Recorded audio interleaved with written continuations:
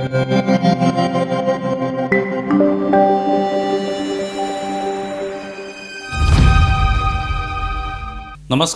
News डंकामध्ये मी महेश विचारे आपल्या सगळ्यांचं मनपूर्वक स्वागत करतो. मित्रांनो, न्यूज डंकाचं यूट्यूब चॅनल आपण सबस्क्राईब केलं नसेल तर कृपया ते सबस्क्राईब करा, ज्यामुळे वेगवेगळ्या विषयांवरचे व्हिडिओ आपल्यापर्यंत येऊ शकतील.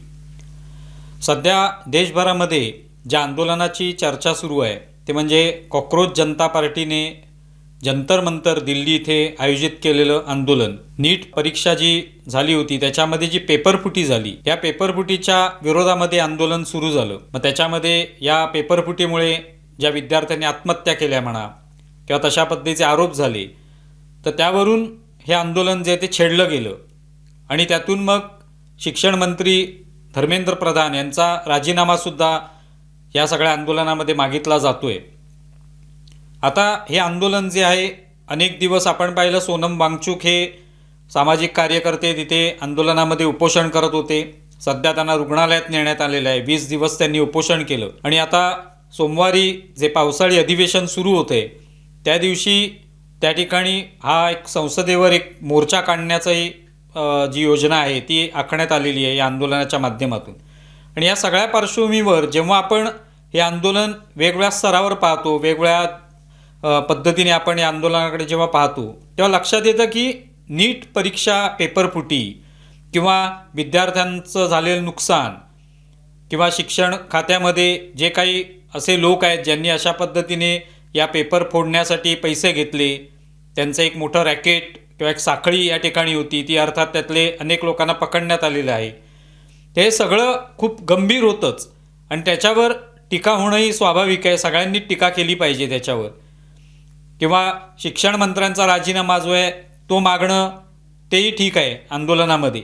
पण इथे आत्ता जो आंदोलनाचा एक प्रकारे आंदोलनाची दिशा जी आहे ही बदलताना आपल्याला दिसून येते. म्हणजे तीच अनेकांना अपेक्षा होती की आंदोलन सुरू तर झालेलं आहे नीट पेपर परीक्षा पेपरफुटीच्या निमित्ताने किंवा विद्यार्थ्यांच्या झालेल्या नुकसानीच्या निमित्ताने, पण हळूहळू त्या ठिकाणी हे आंदोलन जे आहे त्याला एक वेगळं स्वरूप यायला लागले. ते स्वरूप कोणतं आहे तर नरेंद्र मोदींचा आता राजीनामा द्या किंवा सरकारच पाडा, सरकारच भस्मसात करा, इथपर्यंत हे आंदोलन आता येऊन पोचलेलं आहे. आणि आता तशा पद्धतीने जे जे कोणी त्या ठिकाणी भाषण करतात किंवा त्याला पाठिंबा देतात त्या सगळ्यांची अपेक्षा हीच असते की सरकार जे आहे ते पडलं पाहिजे, कोसळलं पाहिजे. आता अरविंद केजरीवाल हे भेटायला गेले होते वांगचुक यांना. तर वांगचुक यांना भेटायला गेल्यावर त्यांनी काय आवाहन केलं की वांगचुक यांनाच आता शिक्षण मंत्री करा. म्हणजे ही खरं तर मागणी जे कोणी करतात ती राजकीय स्वरूपाची मागणी असते, पण अशी मागणी जी ती पूर्ण कधीच होऊ शकत नाही. शेवटी तुम्हाला निवडूनच यावं लागतं. निवडून आल्यानंतर सरकार निवडून आलं की मग ते कोणाला मंत्रिपद द्यायचं हे ठरवत असतं. कोणालाही उचलून बाजूला केलं आणि कोणालाही नेमलं अशा पद्धतीने आपल्या इथे लोकशाही नाही. पण अरविंद केजरीवालांना अशी लोकशाही अपेक्षित आहे किंवा अनेक लोक जे आता या आंदोलनामध्ये सहभागी होत आहेत त्यांना अशा पद्धतीची लोकशाही हवी की आम्ही म्हणू त्या पद्धतीने अमुक एखाद्याला हटवा, दुसऱ्याला काढा किंवा पंतप्रधानांना हटवा, त्यांचा राजीनामा घ्या, सरकारला पाडा आणि आम्हाला हवं तसं सरकार द्या. ही जी काही पद्धत असते याच्यामुळे फक्त अराजकत निर्माण होऊ शकतं, याच्यामुळे लोकशाही निर्माण होत नाही. नेपाळमध्ये आपण पाहिलं, बांगलादेशात पाहिलं, त्याच्यामुळे किती त्या देशांची अवस्था झाली वाईट. आंदोलन झालं, अनेक गोष्टी हव्या असतील तरुणांना किंवा लोकांना सुद्धा, जनतेला हव्या असतील, पण म्हणून सरकार उलटवून टाकणं, पळवून लावणं आणि त्या जागी आपल्याला हवी ती माणसं बसवणं, यातून चांगलं सरकार निर्माण होऊ शकत नाही. ते लोकशाही मार्गानेच निर्माण होऊ शकतं. आता या निमित्ताने उद्धव ठाकरेंचं मुंबईमध्ये आंदोलन झालं. म्हणजे त्यांनी म्हटलेलं आहे की आम्ही दिल्लीला पण जाऊ, पण सुरुवातीला आम्ही महाराष्ट्रामध्ये आंदोलन करणार आहोत. आणि तसं शिवाजी पार्क दादर इथे त्यांनी आंदोलन केलं आणि या आंदोलनाला म्हणजे जंतर मंतरला जे आंदोलन सुरू आहे त्याला त्यांनी पाठिंबा दिला की आम्ही सुद्धा या आंदोलनामध्ये सहभागी आहोत. आणि त्यासाठी उद्धव ठाकरे सोडून बाकीचे अनेक लोक जे सहभागी झाले होते, त्यांचे आमदार असतील, पदाधिकारी असतील, यांनी काळा वेश परिधान केला होता. काळे टी शर्ट असतील, काळे शर्ट घालून एक प्रकारे अभिजित दिपके हे जे कॉकरोच जनता पार्टीचे प्रमुख आहेत त्यांचा पॅटर्न त्यांनी घेतलेला होता आणि ते आंदोलन त्या ठिकाणी केलं. आणि त्या आंदोलनाचा एकच उद्देश दिसून आला की पंतप्रधान नरेंद्र मोदींचा राजीनामा घ्या. त्याच्या आधी म्हणजे उद्धव ठाकरेंचं भाषण होण्याच्या आधी आदित्य ठाकरेंनी भाषण केलं, तेव्हाही त्यांनी तोच सूर आळवलेला होता की पंतप्रधान नरेंद्र मोदी यांचा राजीनामा घेतला पाहिजे. केवळ धर्मेंद्र प्रधान यांचा राजीनामा घेऊन चालणार नाही, तर पंतप्रधान नरेंद्र मोदी यांचा राजीनामा घ्या. त्यानंतर उद्धव ठाकरेंनी तशाच पद्धतीने भाषण केलं आणि त्यांनी हे सरकार उलथवून टाका, हे सरकार जे ते वणव्यामध्ये भस्मसात व्हायला पाहिजे आंदोलनाच्या, ही जी ठिणगी आहे तिचं वणव्यात रूपांतर व्हायला पाहिजे.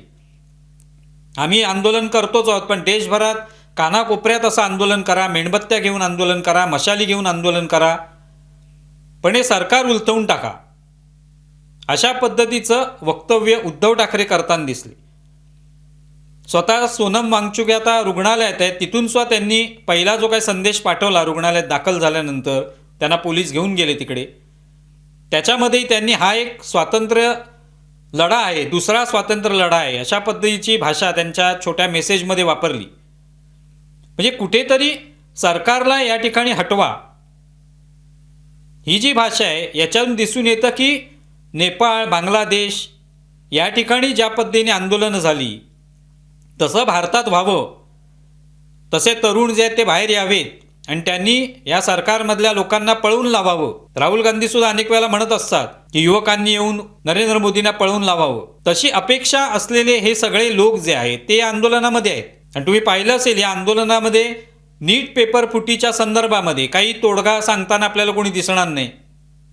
उद्देश हाच आहे, मी सुरुवात तिथून झालेली आहे किंवा धर्मेंद्र प्रधानांचा राजीनामा मागितला जातोय, पण तिथे येणारे लोक काय काय बोलत आहेत, तर कुणाल कामरासारखा तथाकथित कॉमेडियन तो काहीतरी प्रभू श्रीराम, सीतामाता यांच्याबद्दल काहीतरी बोलतो, त्याचा संबंध अंबानींशी जोडतो.